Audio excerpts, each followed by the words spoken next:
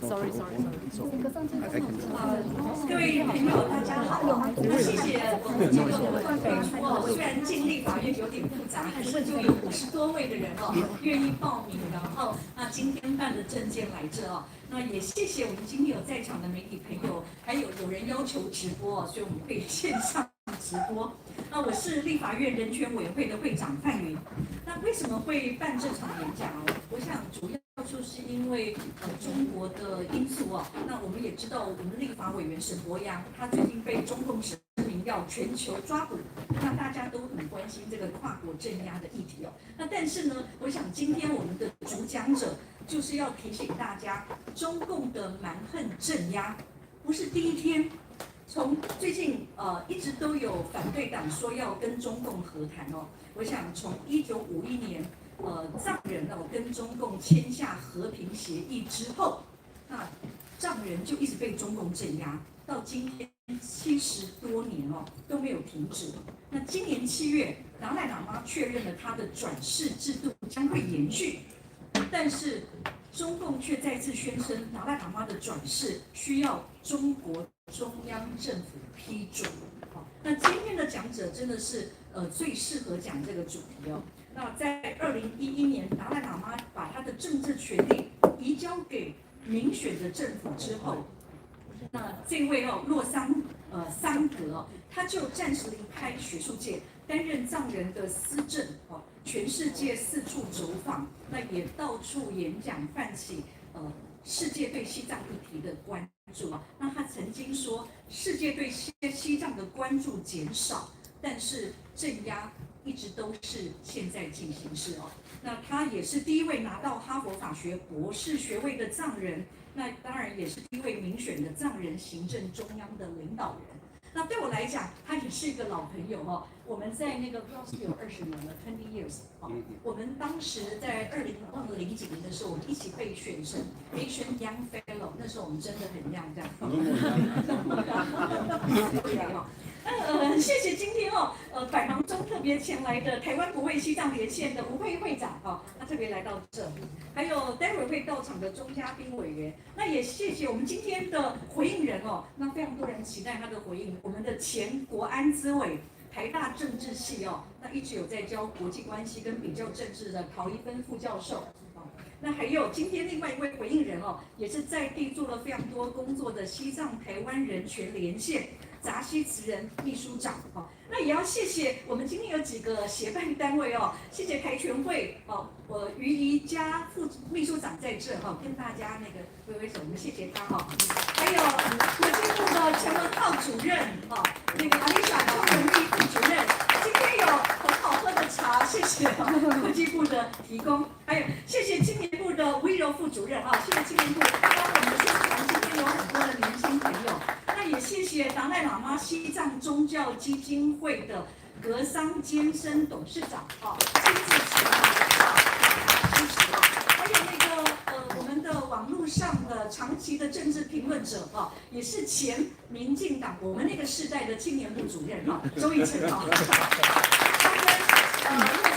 哈佛的老朋友，也谢谢他。那我们先讲一下我们今天的政策就是洛桑桑格先生他会用全英文进行，那我们的回应人会用中文，但是我们有特别有申请口译，会翻译给洛桑博士。口译在哪？你等一下会过来这边是不是？待会儿。OK。回应的时候。回应的时候好。那我们现场好像有个地方会有翻译，在就是那一区。对，那一区如果需要翻译的，你会协助大家是不是？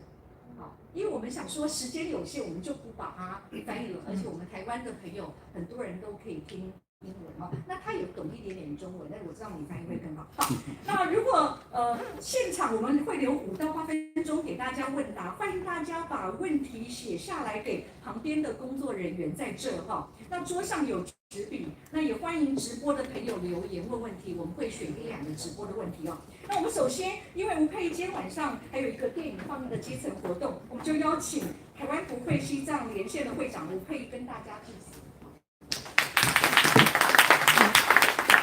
首先感谢范云委员，也是立法院人权委员会的会长，举办了今天这一场座谈。那也欢迎我们洛桑博士，我们应当是1年以前也曾经邀请他来到台湾。那我今天就一定要代表台湾国会西藏连线，首先是要表达我们台湾国会对于西藏人权、对于藏人追求自由的支持。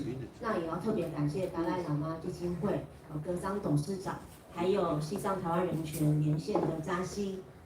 其实这几年在台湾，他们真的是非常努力，也非常用力的在推动台湾的民意代表机关，不只是立法院，包括我们地方县市的议会，在今年也成立了这个土国连线全国各县市议会。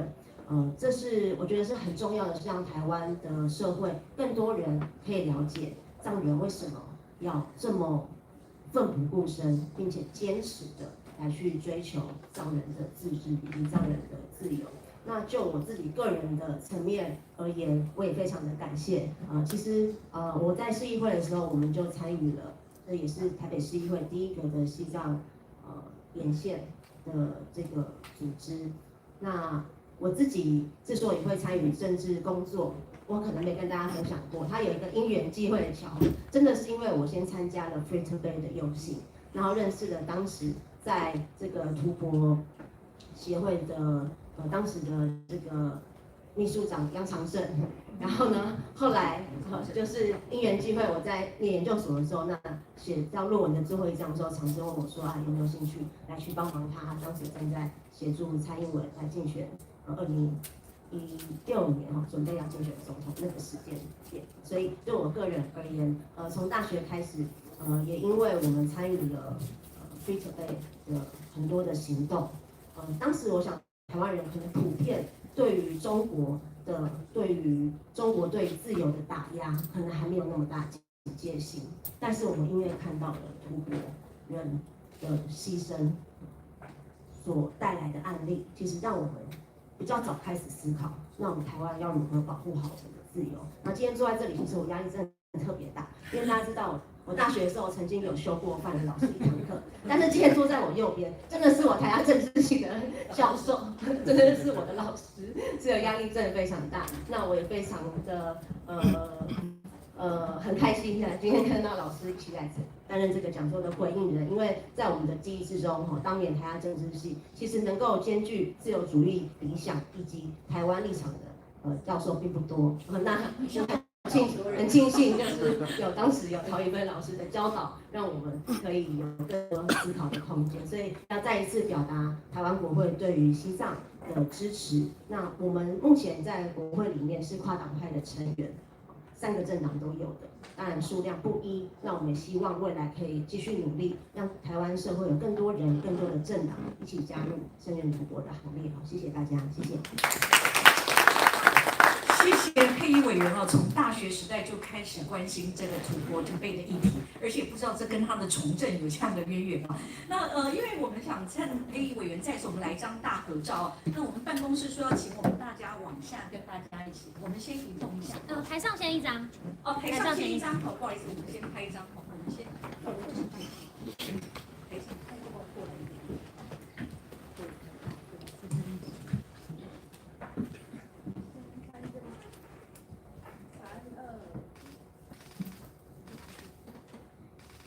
换这边一下吧。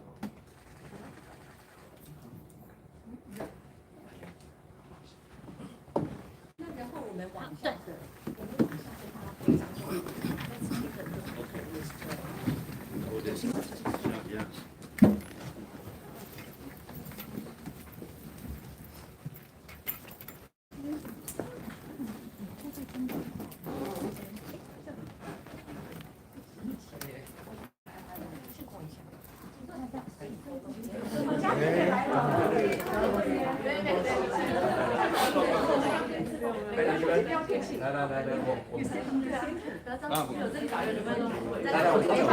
嘉宾这里，嘉宾这里。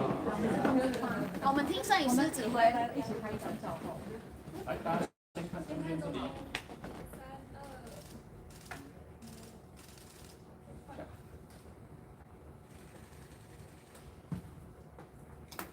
好。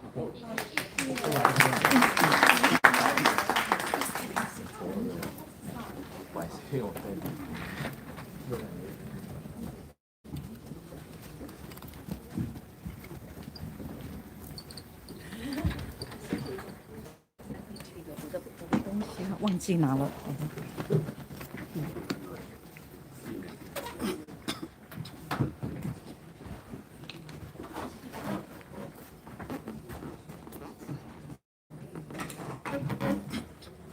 好，谢谢。刚刚那个嘉宾委员到哪去了？讲电话。哦，在后面，在后面。他等下进来我们再介绍他哈。那我们现在就刚刚我都已经介绍过了嘛哈。那我们现在就欢迎洛桑博士的演讲哦。那讲大概30分钟之后，我们2位就会回应你。OK， 那 you can start now. Hello. Hello. Tashi Delek. Tashi Delek. You'll pass the test if you're able to say Tashi Delek. So we'll test whether you are true Tibet supporter or not. If you say Tashi Delek, yeah, you all are 100%. Taiwan is pro-Tibet. Yes. So I want to thank my friend Kanyin for hosting this. It's an honor and privilege to come to the Human Rights Committee of Taiwan's Parliament, and of course, privileged to have second meeting with Dr. Tao Yunfang. I met this morning also. Very kind of you to spend so much of my time, but given your expertise, she's expert on China and international relations. We were talking as though we would pass the test or not today, right? Oh, so you 30 don't need minutes. to take any test. My goodness, yeah. It's, when there's a Laoshi professor next to you, you always feel a test, don't you think so? Okay, she's a good friend from high school. Okay. You tell her to be lenient on me. Okay. And legislator Wu just left. She hosted me in the same building last time. So, community service and, for politicians, voter counts more important than event. So she has to attend the event here. And Tashi sitting like here. And our honorable representative and my friend Gesang Genzela is here. And so many old friends 25 years ago has come all the way. And from DPP, International Relations Office. And all of you for coming here tonight. It's late, 6 p.m. I know many of you, it's dinner time. To postpone your dinner and come to this event is, it means a lot. So I have 30 minutes to speak. 30 minutes. Okay. Because I'm going to speak on the reincarnation of, His Holiness Dalai Lama and its geopolitical implication to Taiwan and China. Perhaps if I start with Taiwan, in July of this year, His Holiness Dalai Lama issued a statement and a video message. It has 5 paragraphs. But of these 5 paragraphs, 3 are more or less repetition of what he said in September of 2011. The most important paragraph is the 3rd paragraph. 3rd paragraph says that in the last 14 years, from 2011 to 2025, followers from around the world have prayed and urged him that his reincarnation should continue.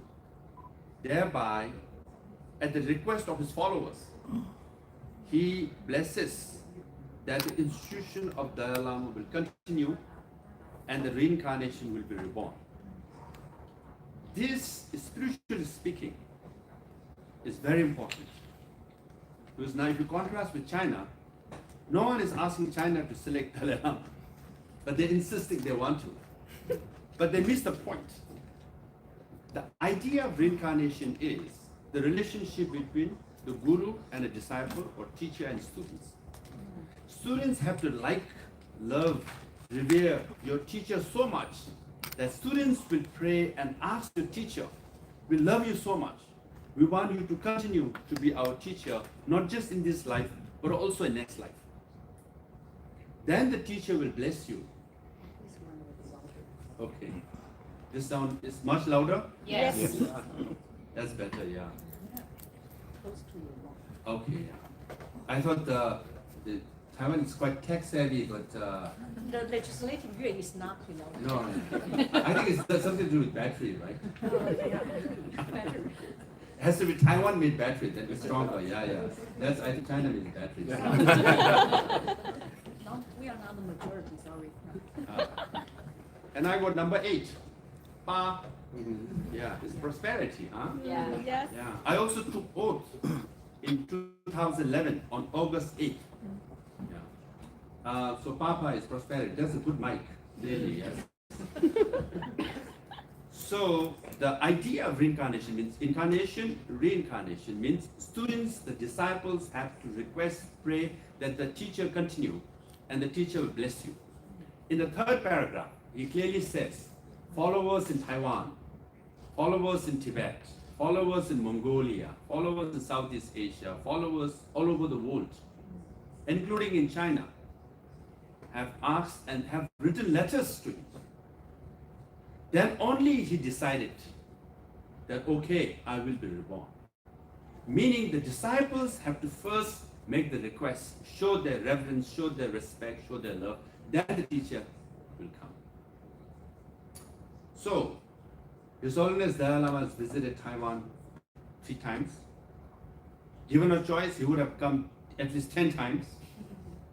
But given the circumstances, mainly someone in the north, it's always pressure in Taiwan. Otherwise, he loves Taiwan, he likes Taiwan, and Taiwanese also love him. Each time he came, there were thousands of Taiwanese seeking his blessing. Every year, there's a special teaching for Southeast Asia and Taiwan in October.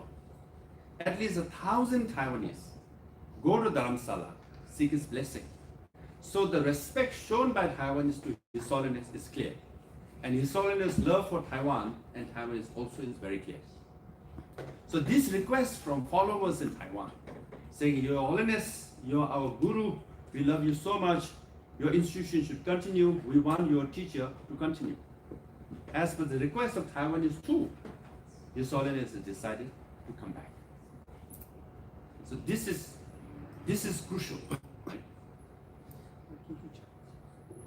Can you hear at the back? Yeah, is it clear? Okay. Now, why I say this is China has declared that they want to be number 1 by 2049. They want to bring Chinese world order. People don't understand what Chinese world order means. Many of us will interpret, have explained the political aspect of it, or economic aspect of it. Right? China wants to be strong, rich, and then military also. We know there's a daily, incursion or military exercise right here. But China has also declared about global civilizational initiative. So they have plans for everything. They want to be number 1. They have economic plan, they have political plan, they have defense plan, and they have civilization plan. In this civilization plan, the idea or the tradition of reincarnation is included. Now, if you allow the Chinese government to control the reincarnation of lamas, in Uyghur region, in Xinjiang, they are already controlling the imams. Who is the patriotic imam? Who should be sacked? Which mosque should be destroyed? They are already controlling. And they have also made an agreement with Vatican in the selection of bishops. The Vatican has agreed that is the Chinese government or the Communist Party of China will select bishops first, and they will be certified by Vatican. So now, Christian bishops are selected by China. Imams are selected by China or the Communist Party. Now, if you allow the Dalai Lama or Lamas to be selected, then they will say next, we will select Indian Hindu priests also. It's part of the design, the control. Here, I want to emphasize that the idea of reincarnation is, when you say reincarnation means our reverence and respect is to the person, he is reincarnated Lama, the individual is more important. But the Chinese government, we know they are communists, they are atheists, they don't believe in religion. So they don't believe in reincarnation, but they want to control the office of the Dalai Lama. Why they want to control the office of Dalai Lama? Here, I'll try to link the idea of reincarnation, judicial reincarnation of Dalai Lama with Ukraine war and Taiwan too. Because His Holiness Dalai Lama is also revered and respected the whole of Himalayan belt. From Ladakh, the Buddhists, they regard Dalai Lama as the teacher. And Himachal up north, Kinor, all that. And then in Nepal, northern part of Nepal, Bhutan too, and Arunachal, all the way, the whole of Himalayan belt respects and reveres and follows Dalai Lama. Now you control the office of Dalai Lama, you have influence over whole of Himalayan belt. Now China has a strategy. They said, Chinese leaders said in 1940s and 50s, Tibet is the palm. You control the palm. Then you go after 5 fingers. So they occupied Tibet, and now they are going after 5 fingers. Ladakh, Nepal, Sikkim, Bhutan, and Arunachal Pradesh. There's a daily incursion in all these areas because controlling Himalayas is to control South Asia. So they control Tibet, the palm. Now they're going after 5 fingers. So there's a Galwan Valley tension. We all know that, right? In May of 2020, Ladakh. And Doklam, in Sikkim, Bhutan border area. In Arunachal Pradesh, there's daily tension. Now, militarily, they're trying to make tension. And they have built highways. Oh, so nice. This Taiwanese tea, huh? So now I'll be more energized. So they have built railway line from Golmut to Lhasa to, Congo, Nitri area. Now they're building another railway line from Xinjiang to Lhasa to Nitri. They're building another railway line from Chengdu to Lhasa to Nitri. Nitri is across Arunachal Pradesh, which China calls Southern Tibet. Why? Because the 6th Dalai Lama was born in Taiwan. And Chinese government has declared no Dalai Lama was born outside of China. Now, 4th Dalai Lama was born in Mongolia, but more in Inner Mongolia, which is under China's control. Only area which is not under their control is Taiwan. And it's in India now. So they're building all this military build-up across Arunachal. So to capture Taiwan, Southern Tibet they call it, is to say that all the Dalai Lama was born in China. Right? So that's why military build-up is going on. But more than military, spirituality, religion is more powerful. Military can control the territory, but spirituality can control your hearts and minds. If they have the office of Dalai Lama, Chinese Dalai Lama, a puppet one, if the whole of Himalayan region follow that Dalai Lama, then the whole of Himalayan region might lean towards China from India. That's the interest. Now, whole of Himalayan region, up north of Himalaya is Tibet. Why Tibet? You might say, oh, it's just territory and 6 million Tibetans. That's true, but more than that. If Tibet was an independent country, it will be 12th or the 13th largest territory in the world, It's that big. It's California and Texas combined. Many times bigger than Taiwan. So China is so interested in Taiwan. Why would they let go such a big territory? Not just big territory. Tibet has 136 different kinds of minerals. Uranium, lithium, copper. 75% of lithium reserve of China is in Tibet, lithium reserve. So we all talk about lithium batteries. 75%. Gold, second largest copper mine in China is in Tibet, the Zomda area. So Tibet is rich in critical minerals and also is the third pole or the source of water for the whole of South Asia, for Southeast Asia too. Mekong River, Irrawaddy River, Salween, Yangtze, you just name it. Yellow River, cradle of Chinese civilization, all originate in Tibet. Indus, Satluj, all originate in Tibet. Tibet is so rich in water. So 1.4 billion people of the world depend, in that part of the world, depend on water, fresh water originating from Tibet. In fact, one can make an argument that Tibet as third pole is more important than the first and the second pole, Antarctic and Arctic. Why? Because when the glaciers and the snow of Antarctic and Arctic melt, it goes to ocean, it becomes salt water, it's not drinkable. When the glaciers of Tibet melt, it becomes fresh water, it's drinkable. So even the United Nations and so many experts have said there will be war over water. Boutros Ghali, Kofi Annan, Ban Ki-moon, you just name it, all the UN secretaries said there will be war over water. And in Asia, the most important source of water is the Tibetan Plateau. Now he who controls the Dalai Lama will have influence over the Tibetan Plateau and the water resources. So that's why they are more interested in the office of the Dalai Lama, not in the individual. Now up north of Tibet is Inner Mongolia. It's under China now. 90% of the rare earth of China is in Inner Mongolia. Now China has weaponized rare earth. They are pressuring Western world, including America, to submit to them. Because they say we have weaponized, we control 90% of rare earth. But 90% of rare earth of China is in Inner Mongolia. And Inner Mongolia is majority Buddhists. They follow Dalai Lama too. See the landmass and the influence of Dalai Lama. And up north of Inner Mongolia is Outer Mongolia. Outer Mongolia, their most, the highest or the most revered teacher is also Dalai Lama. Look at the landmass from Himalaya to Tibet to Inner Mongolia to Outer Mongolia. Now here comes Putin and Ukraine war. 40% of growth parts of Ukraine are also supplied by China. Ukraine are also supplied by China. Why? Because they want to prolong the war. China wants to prolong the war. Why? Because if there is an invasion or attack on Taiwan, China is making sure that there are no allies. Longer the Ukraine war continues, there will be war fatigue in Europe. There is already war fatigue in Europe.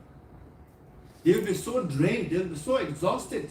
NATO and Europe will say, please, we have one war to handle. We are spending all the resources here. We can't spare any parts over Taiwan. And then China also wants to weaken and drain Russia. They want to make Russia a junior most partner. Now in Africa or Central Asia, China is replacing Russia. Now recently, there was an international Buddhist conference in Kalmyk Republic. And there were delegations from all the Buddhist countries. I don't know whether Taiwan delegations went or not. All over, including from China, all the Buddhist countries. And there was a delegation from India with Indian passport holder, Indian citizens with Indian passport holder, but they were of Tibetan heritage. Now China put pressure on Russia to deny visa for these three lamas. Now Russia had to choose between India and China. Now India has a longer relationship, stronger relationship with Russia than China. China left Soviet Union and Russia in 1970s, but India kept on. 70% of the arms of India till recently was bought from Russia, and oil and gas also from Russia. Now Russia had to choose between the longest ally, India, or recent ally, China. Who did China choose? So who did Russia choose? China. They denied visa to Tibet. And then the Indian government said, this is the official delegation of India with Indian passports. And Russia said no visa.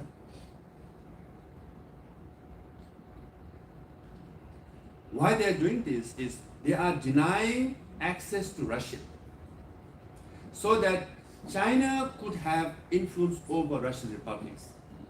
When the 15th Dalai Lama comes, Chinese fake one, they want to take him to Russian republics. They want to bring the fake puppet Panchen Lama to Russian republics. Thereby there will be war fatigue in Europe, they will not come to aid of Taiwan. And then also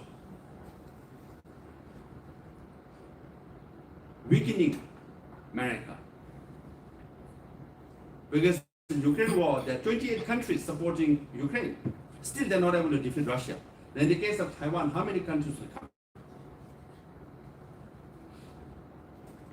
And then Taiwan. And then Tibetans and Buddhists too. So normally we always say, you kill 2 birds with 1 stone. China is killing 5 birds with 1 stone. So this is part of the Chinese strategy. We should know that. So reincarnation and Taiwan, all these are part of the same strategy. So we should speak to each other. Recently I sent you a video link at Halifax Security Forum or Indian media. Whenever I appear, I always talk about Tibet, Taiwan, Uyghur, Mongolians, Hong Kongers, all, because we should speak to each other. We should have solidarity for each other, because to explain to the world a bigger threat of Chinese world order, we must put all these issues as similar and put it in context.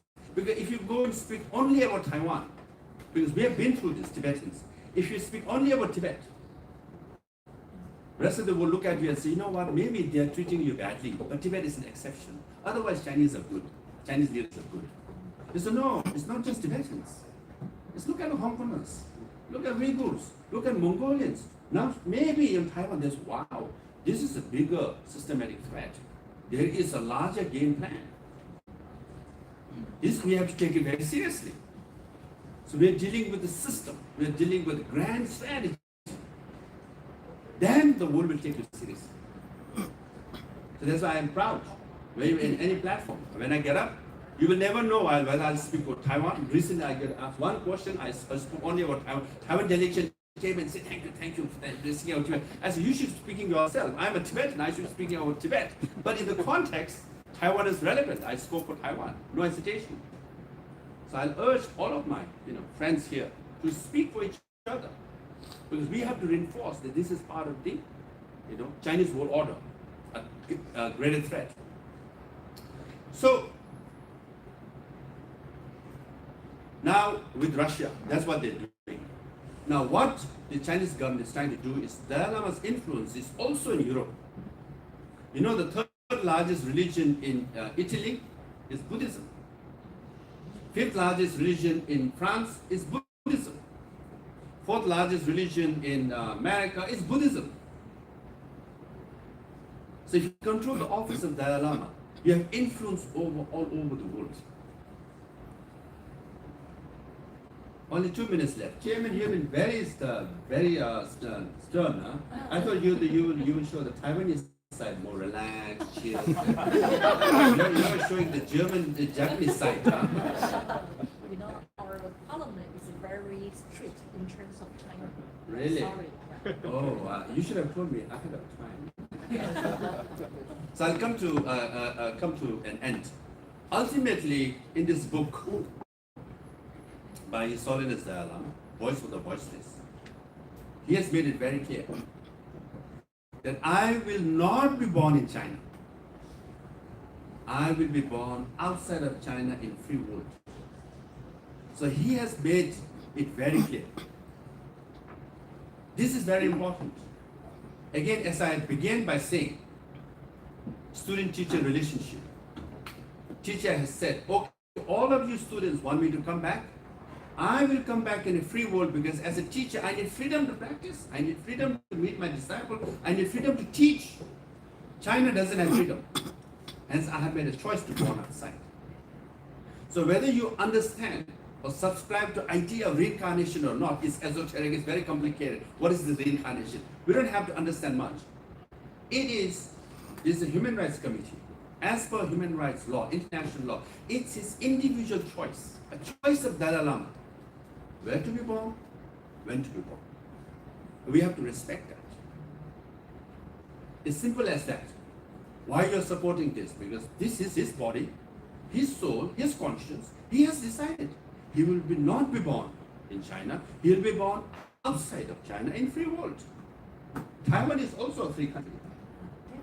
So it includes Taiwan too. When it's a free world, it includes Taiwan too. Yeah. So it's his choice. He has made his choice very clear. So we have to say, yes, As a follower, we want you to come back. You have decided to come back in free world. We support you and we'll find you in a free world. Now, ultimately, America has passed a law. I had to lobby US Senate and the Congress. In 2020, we passed a law called Tibetan Policy and Support Act. And President Trump was the one who signed it. It's a law in America to support Tibet. And in that law, the biggest chapter was of reincarnation. America has made it very clear. It is for His Holiness Dalai Lama and his followers to decide on his reincarnation. No government should interfere. No Chinese official should interfere. Clearly says no Chinese official should interfere. Anyone who interferes will be sanctioned. So America has made their stand very clear. Now I hope Taiwan will also make a stand clear Working very hard. and say simply, His Holiness has made a stand, very clear, and then just say it is personal choice, it's his personal freedom, based on human rights law, he has right to individual rights, and that we all support. Thank you very much.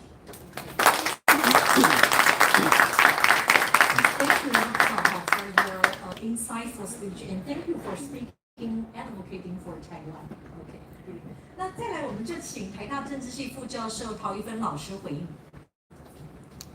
Okay, it's really my honor to be here, and yeah, I think I totally agree with Dr.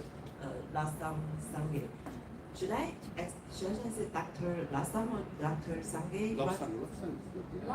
Lobsang is your family name. Okay, great. Yeah. Tibetans, we don't have family. Oh, sorry. Individual. Okay. Yeah. See, human rights, we have more individual rights. I have my own name, my father has own name, mother has own name, my wife has own name, the daughter has own name. You don't need to show, related in terms of name. We are all individual born in this Can you hear me? Yes. Okay, yeah, I think I totally agree with Dr. Sangay about we are on the same boat. We should speak up for each other more often. And thank you very much for speaking up for us in Halifax, because I think my husband was there, and they are just a whole bunch of diplomats. They become too diplomatic. So thank you very much for speaking up for us. Yeah, and I would like to say something in English to Dr. Sangay first. Langsay first, and then I will make my comment in Chinese to put your message in the local context. Okay? Yeah. So I would like to take this chance to express my admiration and the gratitude to Dalai Lama for his contribution to the world peace. Yeah. I think although we all don't want him to live an exiled life out of Tibet for so long, but I think the world actually benefited from his exile, because as wise and merciful as he is, he has turned his exiled life into a religious mission for the world peace. In our time, I think probably only the Pope of Catholic Church in Vatican commands the same influence, the same level of religious inspiration as Dalai Lama to the world. In Taiwan, Dalai Lama also has a lot of followers whose hearts and minds get peace and joy from Dalai Lama's teaching. We really admire and appreciate this religious and moral giant of our time. Yeah, thank you very much. Yeah. So now I will make comment in Chinese. Yeah, 我想说，我今天就是真的觉得很荣幸啊，有机会可以在这里当语坛人，然后感谢我的这个高中同学范黎老师。然后我想要谈4点啊，就是关于这个洛桑博士他所谈的这个内容啊。第一个，我想中共啊，他其实就是因为他知道信仰的力量，所以呢，像就是洛桑博士提到的，就是说他之所以会这么介入达赖喇嘛的转世的这个过程，不光只是控制 Tibet 的土地，也想要控制 Tibet 的灵魂，就是因为他很了解信仰的力量。那其实中国共产党他们曾经也借由信仰的力量呢，发动了这个中国革命啊，但是就是经过了这个已经超过100年的这个老党啊，就是其实所有的权力都会使人腐化。他这样的集中权力之后，他其实也早就已经丧失了信仰。那所以说，他之所以压迫Tibet， 并不是因为是无神论或者是什么的理由。其实，在习近平所统治的中国呢，他其实在很多领域呢，都要去控制别人的信仰，控制别人的思想啊。像他所谓的这个宗教中国化，不光只是对于藏传佛教，也对于基督教、对于穆斯林啊，是他要有这个中国化的这个圣经，中国化的可兰经。这个就是习近平统治的中国的一个情况。那其实我们看到香港的情况也非常的明显嘛，他现在就是要爱国者治港，然后要这个香港人再重新，香港的中学生再重新接受中国的这个爱国教育啊，要洗去这个英国的殖民遗毒啊，这就是习近平统治的中国现在的一个情况。然后第二点，我想说，因为中国共产党它已经失去了这个信仰的力量。然后呢，事实上，政治的场域啊，本来就是不是应该是以信仰为主的，而是要以一个可以治理的制度啊，作为它的一个正当性的来源。那长期来说，就是我们大家争取了那么久的这个民主的制度，它是最能够有一个制度的正当性的一个制度啊。那中国当然是没有这样子的制度，所以呢，中国它的统治就只能够在失去信仰之后，只能够靠这个恐惧与谎言啊。这是为什么他会这么重视历史诠释的原因啊。那事实上，我们都知道，不管是他对于 Tibet 的统治，或者是他现在他宣称他对于台湾有主权的这样的说法，其实都是建立在谎言之上的。就是他所说的所谓的中国固有的领土，有包括 Tibet， 包括台湾，这当然是谎言，这不是事实啊。事实上，就是有学者去统计了解，就是说，所谓的古代中国，他们所曾经统治过的土地啊，事实上，不管是 Tibet 或者是在台湾，都是非常非常少的时间，那时间远少于他对于部分越南的统治跟朝鲜半岛的统治。所以他今天讲的所谓的这个固有领土，它完完全全就是一个谎言。那就是因为他没有一个制度的正当性，然后呢，他也不愿意接受我们一般在国际法上认为可能一个主权的宣称，它可能是来自于国际条约，或者是来自于 popular sovereignty，所以他就只好用谎言来这个代替啊。所以说，不管是他对于的统治，或者是说他宣称对于台湾的主权，其实完全是建立在谎言之上的。然后他现在在习近平统治的中国，在中国内部呢，也非常的去强调这个对于很多事情的历史诠释权的这个重新的诠释啊。那这也是为什么我们在今年就是所谓的第二次世界大战结束80周年，按照中国共产党的说法，就是所谓的反法西斯战争胜利80周年纪念的时候，他就要不断的去强调这个在二战的时候的这个开罗宣言跟波茨坦公告，作为中国对于台湾拥有主权这样子的一个依据啊。那事实上这2个文件在国际法上来说是没有法律效益的，只有旧金山合约才有法律效益啊。那我们都知道旧金山合约当初签订的时候，其实中国本来就没有参与。然后不管是美国或者是日本，就是说战胜国跟战败国来讲，都没有讨论到台湾主权归属的问题啊。那所以这个才是真正的法律效力的部分。所以我想我讲的第2点就是说，我们看到就是在 Tibet 的状况跟台湾的状况来说的话，其实它主要是建立在谎言之上。好，那再来就是说第3点，就是我们看到从50年代以来，就是在这个Tibet所发生的事情，我们知道其实1国2制是不可信的。就是中国它的这个1国2制最早事实上是要用在这个西藏啊，那他们就是西藏跟他签订这个和平协定之后，在不到10年的时间之内，他就摧毁了这个协定啊。那当时主要的是中国自己内部也在发动了这个反右运动跟大跃进，因为他内部的权力斗争，然后就影响到了他所承诺给西藏人的这样子的一个1国2制的制度。那同样的悲剧，我们看到在香港又再次的在这个过去10年重演啊，也是一样，就是说，之所以香港的1国2制不到50年，就是说才在短短20年之内就已经被摧毁的原因，也是跟习近平上台之后，在北京的高层斗争有很大的关系。就是说，习近平他上台之后，他为了要去追究这些前朝很多的中共权贵他们的在海外的资产等等的原因，所以呢，就造成了他对于香港要有越来越严格的控制啊。那在这个过程当中，就后来造成了这个反送中运动的这个冲突，然后他提前摧毁1国2制。那现在的香港就是一个1国1制的状况。然后我们最近也看到了香港这个大埔的火灾的状况啊，然后只是说香港的大学生想要了解到底火灾发生的原因有没有什么人为的疏失，然后就被港府认为说这个是有违反港版国安法的一个状况，就把这大学生抓起来。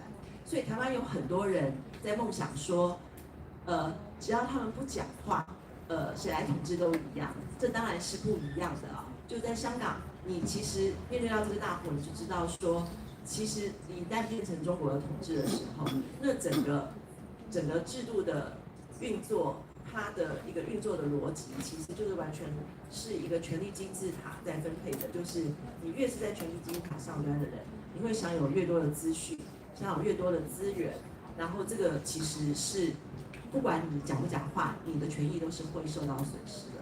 所以没有说什么你只要不讲话，谁来统治都一样这回事啊。我们今天有很多我们所可以享受的福利，都是因为台湾是一个民主的制度，这个福利它的基础才会受到保障啊，因为这个基础是来自于就是权利是由人民所授予的这样子的一个很基本的一个原则啊。好，然后最后一点呢，我是想要说，就是说最近台湾也有很多人在讲说，这个我们总统赖清德他所宣布的这个提高国防预算的这个谈话，似乎就是没有缺乏了和平论述啊。那我想说，我们确实会需要和平论述，但是呢，这个和平论述的对话对象绝对不是习近平啊，他应该是国际社会跟中国人民。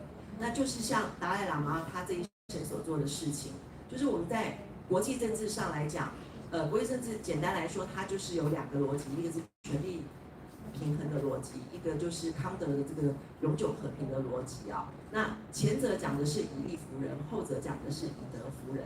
那我们要增加国防预算，是为了要去遏阻中国的硬实力啊，但是我们也是要有这个和平论述，主要的是要以德服人的软实力。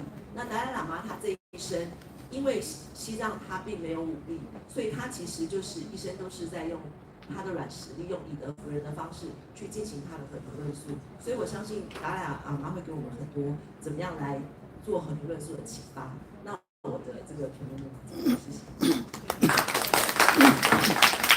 好，非常谢谢陶仪芬教授，把他用台湾的脉络，然后也提了他的观点哦。那再来，我们就请西藏台湾人权连线秘书长扎西慈仁回应。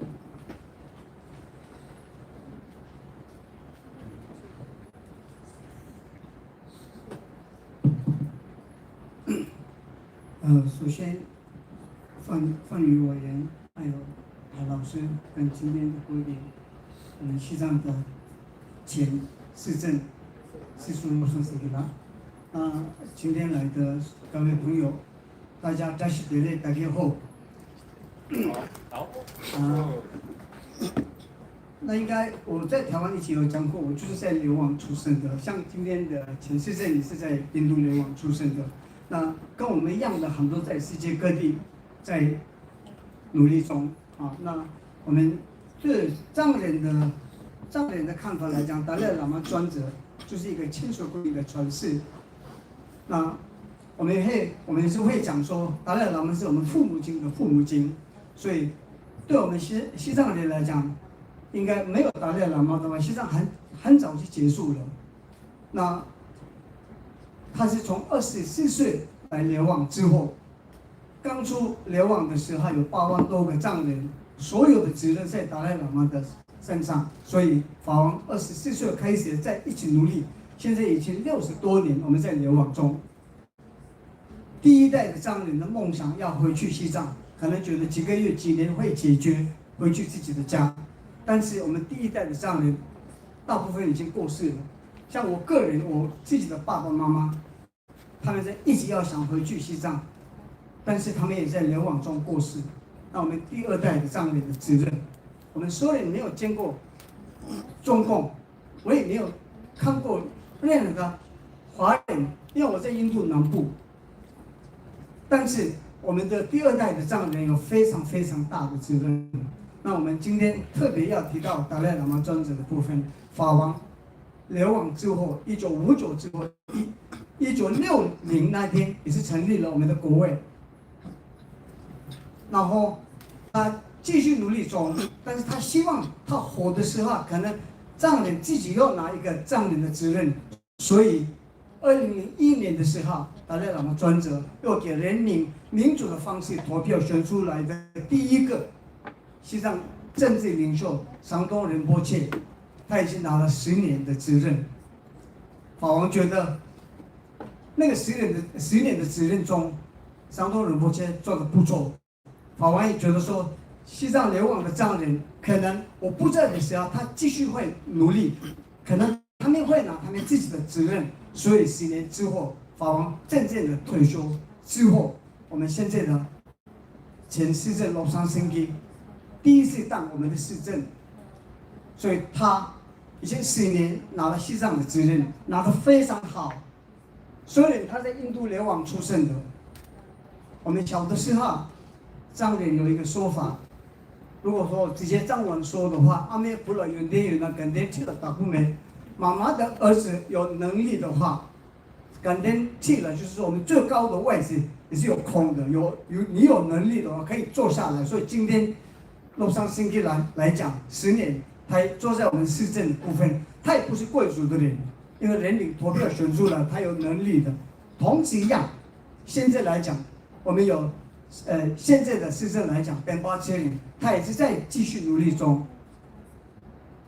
所以在流亡中的藏人知道达赖喇嘛的贡献，因为达赖喇嘛的关心，虽然我们在流亡中，我们没有家的，但是我们有权利可以投票我们自己的领导人，有能力的人也是可以有一个位置可以坐下来的。但是中共说起来，中共还有经济的还有福利的，但是中共的老百姓没有这个权利。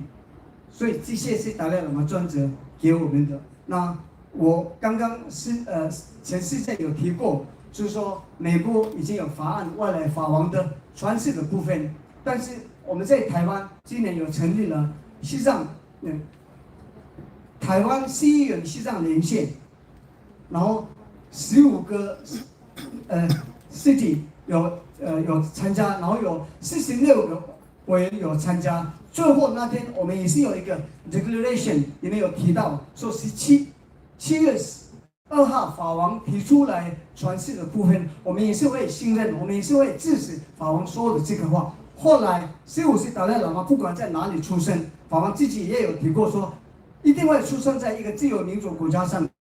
然后还有法王说，15世达赖喇嘛必须要做14世达赖喇嘛的保留的工作，意思就是不管15世在哪里出生，但是他要继续做支持自由、人权、世界和平。那如果中共派出来的话，有这个可能吗？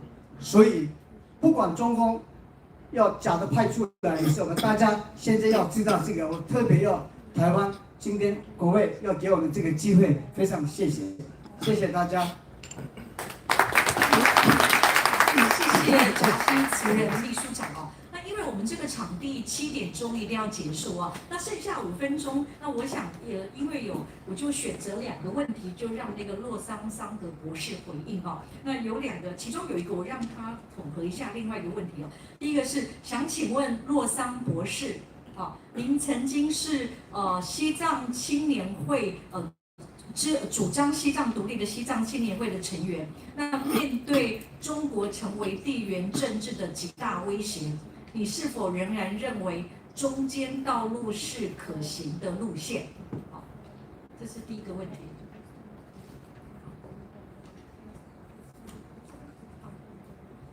第二个问题是那个陈敬杰国际特赦组织台湾分会的，他说如何以人权为核心回应 transnational repression， 就是跨国镇压或跨境镇压在台湾的影响。政府、国会跟公民社会可以如何协作？对外如何跟其他支持自由的国家跟 INGO 合作？这题就跟台湾比较相关，就2个问题。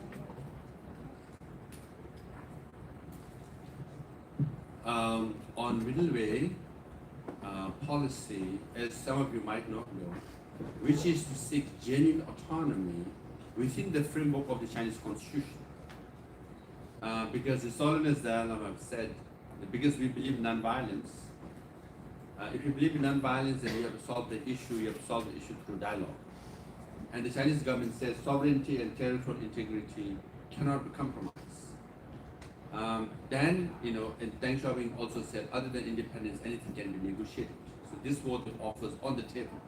And His Holiness Dalai Lama, as sincere and as compassionate as he is, and he said, okay, then let's come to the table. If these are your conditions, then what about giving genuine autonomy within the framework of the Chinese constitution? So that's middle way policy. So we will avoid extremes. So not seek separation from China if you end repression of Tibetans. So it's conditional. You end repression of Tibetans, then allow Tibetans to have genuine autonomy, enjoy their religion, culture, identity, and administrative education rights, then we will not seek separation. So it's conditional. Now on policy, you can debate, because China gave, as Professor mentioned, 1 country, 2 system to Hong Kong. They took it away. It was supposed to last for 50 years, and after 23 years, they just took it away, right? So they're not in the mood of giving, they're mood in the of taking. So if Hong Kong already has 1 country, 2 system, they take it away, why would they give anything to Tibetans? So as a policy is debatable.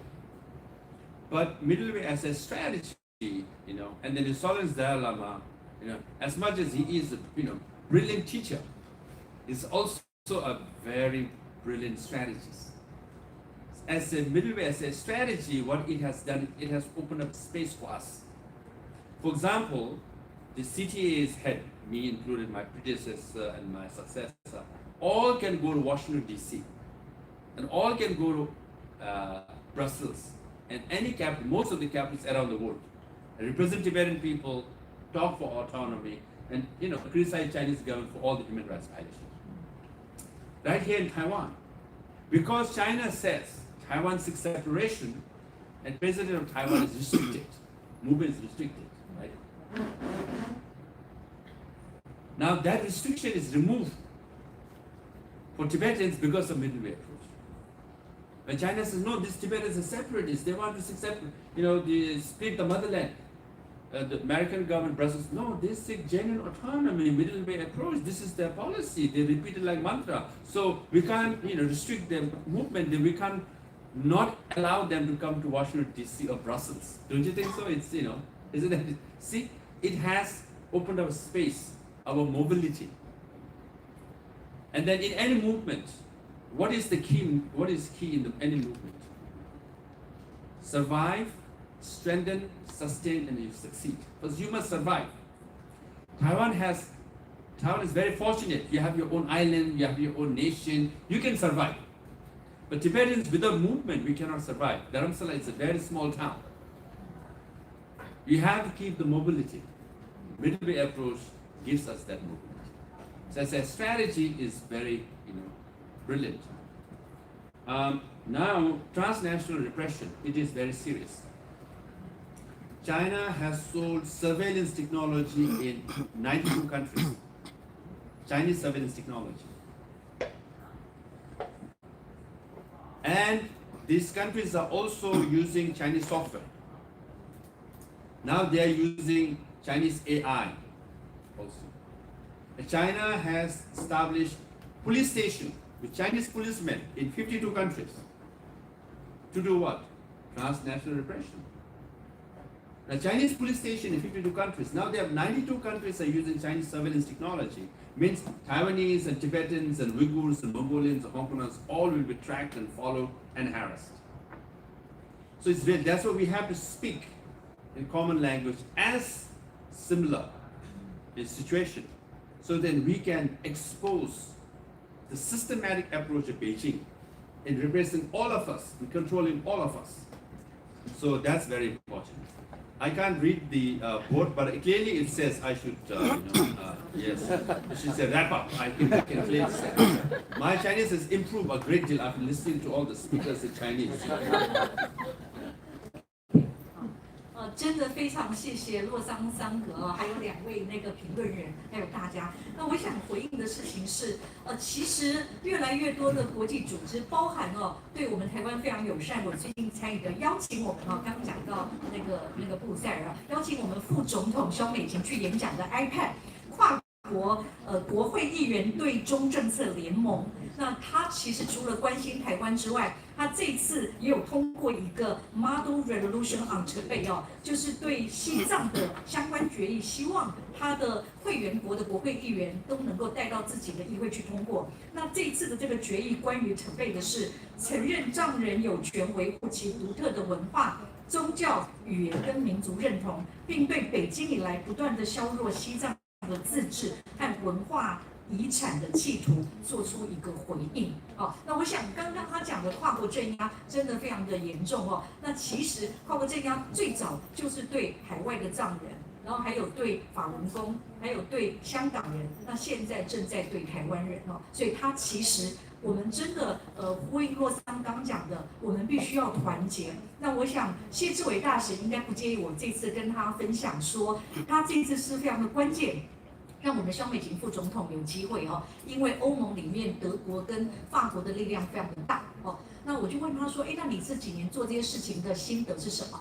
他说，以前传统的外交未必会关注西藏、香港的议题，但是他一到德国的时候，他就积极的参加西藏的一些活动香港的一些活动，那也因此认识关心不同议题的德国的政界的人物，那最后呢，这个联盟就串起来，那也会参加他办的台湾的活动所以当我们各自努力的时候，其实我们很有机会会被那个势力很庞大的各击破。那其实当我们联盟在一起的时候，你就看到，就像刚刚洛桑桑格讲的中国是一个系统性的压迫那我们真的必须团结起来那时间已经到了，那我们让掌声再次谢谢洛桑桑格。I just want to end by saying, even on Taiwan, you should make it a bigger issue. If Hong Kong, then next is Taiwan, then you should say who's next, which country is next? India, Japan, Korea, Japan, Korea, India. Then it's alarmist, but also if you look at the old map of China, which they display, clearly they have expansionist design. So with that, I want to thank my friend Fan Yun and Professor for coming here. All of you, especially my friend Suni Cheng for being my host all the time, and she coordinates all my visits here. And all of you for spending time with us. So in solidarity, we speak for each other, and we march forward, and then preserve democracy and freedom for many, many years and centuries to come. And I promise to come back to Taiwan every year. I enjoy Taiwan because it's free. And I would like to come back to free Taiwan for many decades to come. Till then, we will all work together. Thank you.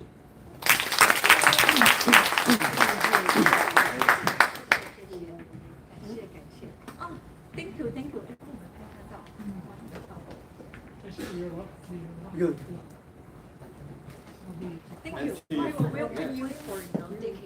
Yes. In free time. 在。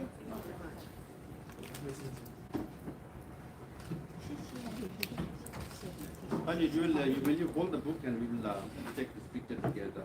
Okay, This is okay. by His Holiness, yeah.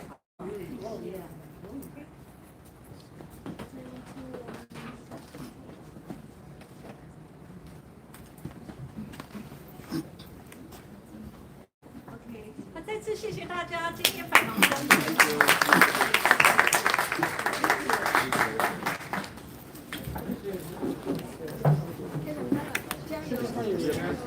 谢谢你。好，我们应该会有问一下台湾的这个事情。多少人？